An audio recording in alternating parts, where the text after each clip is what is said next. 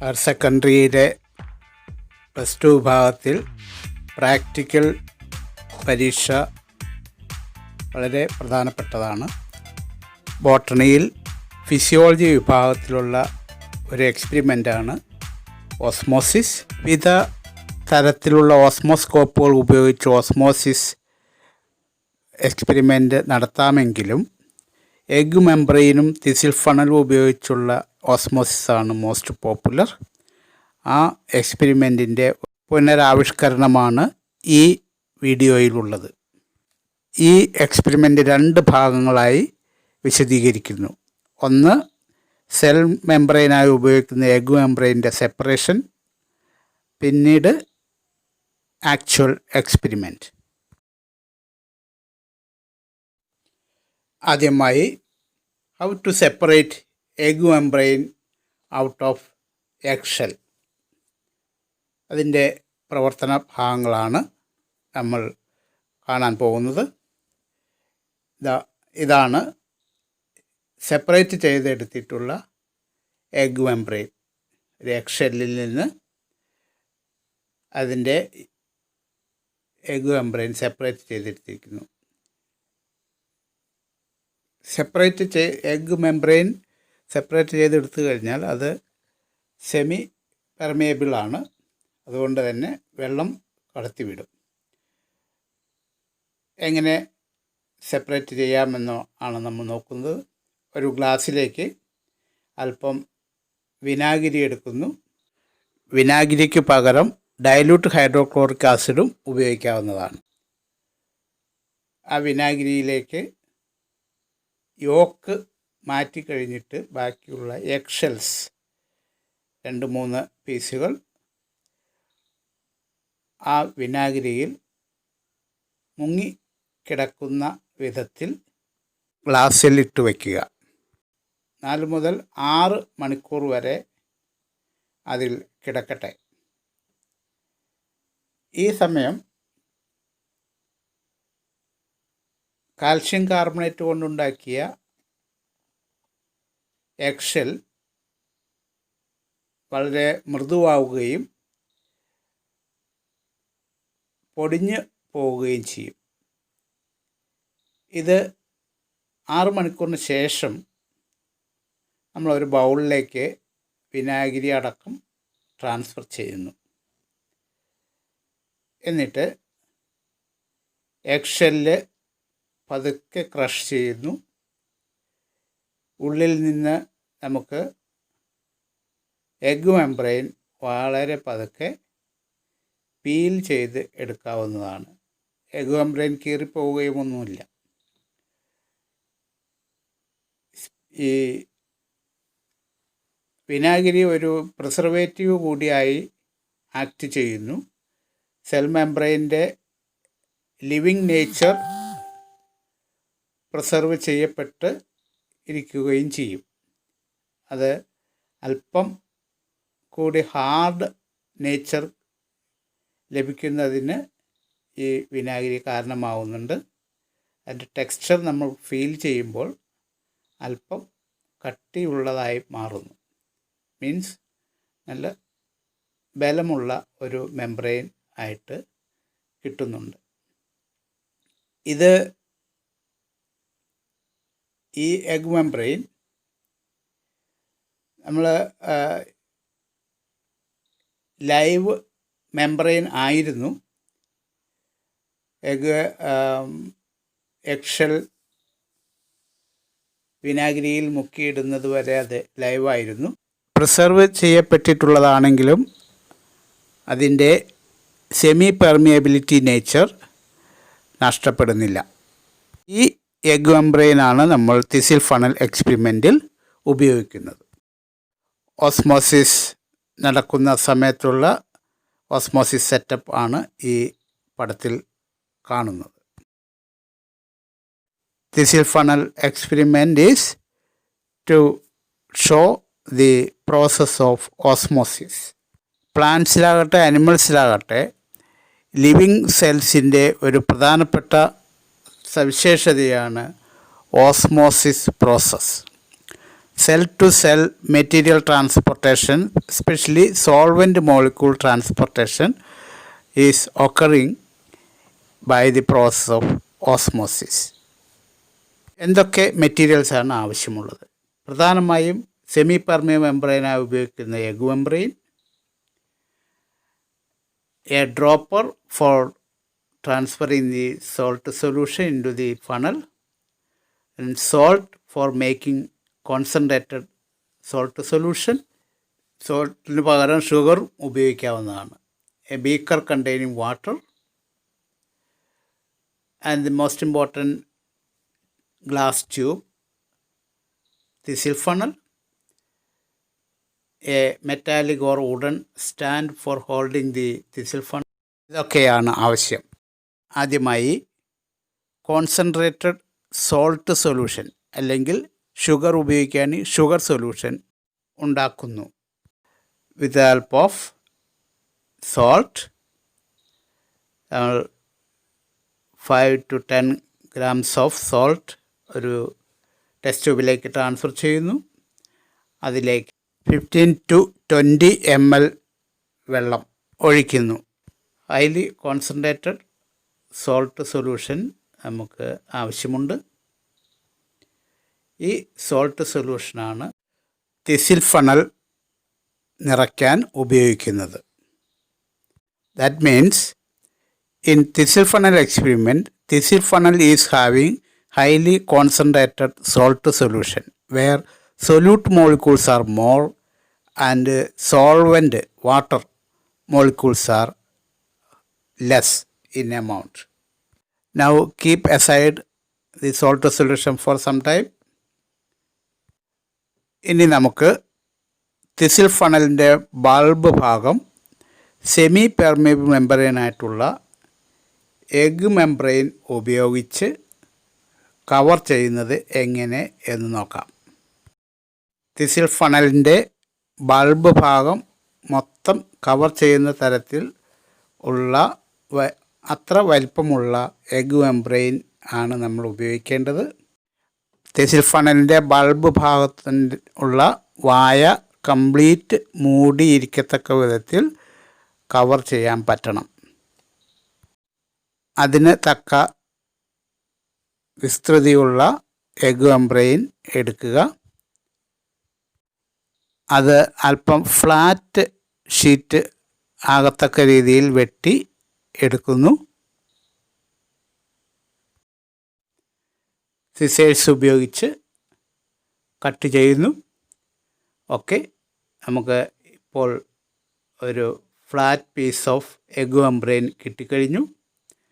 ഈ പീസ് നമ്മൾ തിസിൽ ഫണലിൻ്റെ മൗത്ത് കവർ മുഴുവനായും കവർ ചെയ്യുന്ന രീതിയിൽ വയ്ക്കുന്നു. ഇനി സ്റ്റിച്ചിങ് നൂല് ഉപയോഗിച്ചുകൊണ്ട് നമ്മൾ അതിനെ തിസിൽ ഫണലിൻ്റെ ബൾബ് ഭാഗവുമായി നന്നായിട്ട് കെട്ടിവെക്കുന്നു. ഇങ്ങനെ കെട്ടുമ്പോൾ സൂക്ഷിക്കേണ്ടത് എഗ് മെംബ്രെയിൻ മുറിഞ്ഞ് പോകത്തക്ക വിധത്തിൽ ബലം കൊടുക്കരുത്.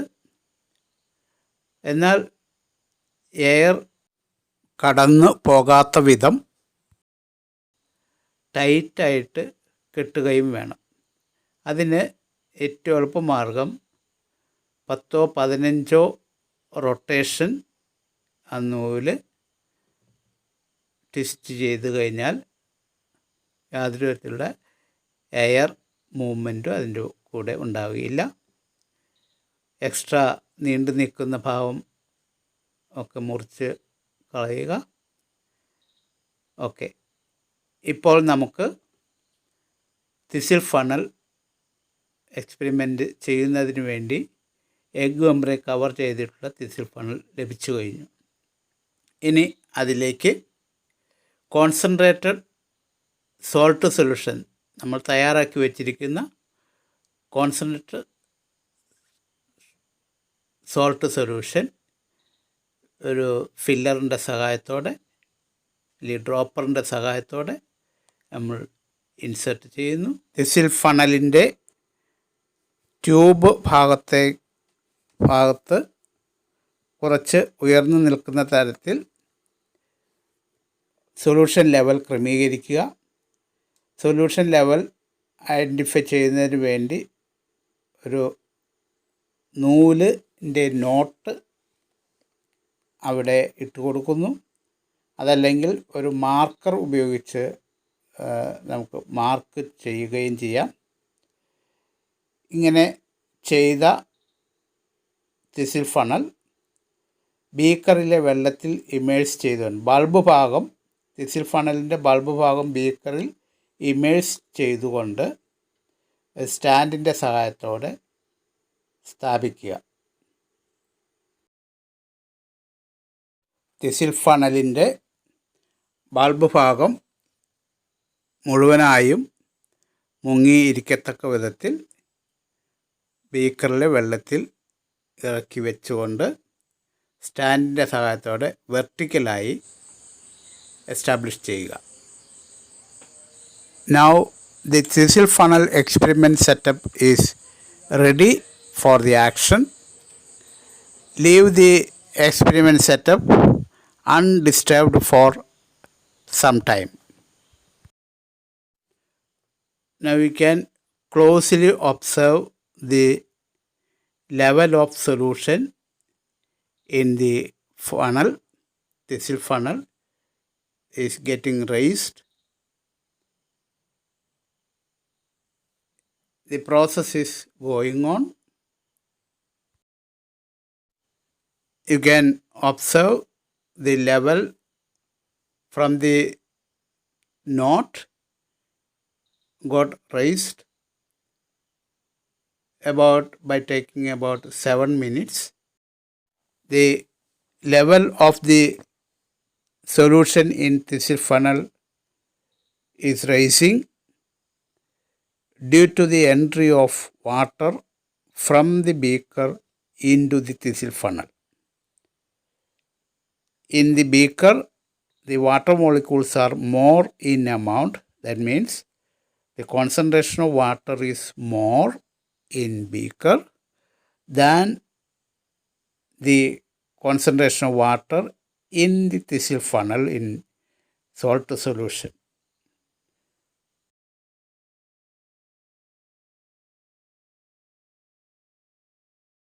Let's mark once again the level of solution in the Cecil funnel and wait some more time. After 8 minutes, another marking done. You can observe very closely that the level of solution in the Cecil funnel is rising moment by moment. We shall wait for 5 more minutes to see that the level of the solution in the Cecil funnel rising considerably. The movement of water molecules from the region of its higher concentration in beaker to the region of its lower concentration in Cecil funnel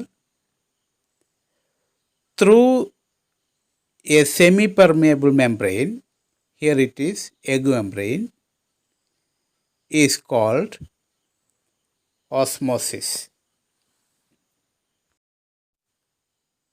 In this exact experiment, egg membrane is acting as a semi-permeable or selectively permeable membrane, which is allowing water molecules or solvent molecules to pass through it to the other side, so that the process of osmosis occurs exactly similar in the living systems of the body of animals and plants. This experiment proves that osmosis is occurring when two solutions are separated by a semi-permeable or selectively permeable membrane. The process of osmosis involves no expenditure of energy. It occurs due to the difference in the concentration. That means due to the concentration gradient between two solutions which are separated by a selectively permeable membrane. We can observe the level has risen to a level so that we can easily see it in the tube. It is found that after some time of rising, the level is no more getting raised.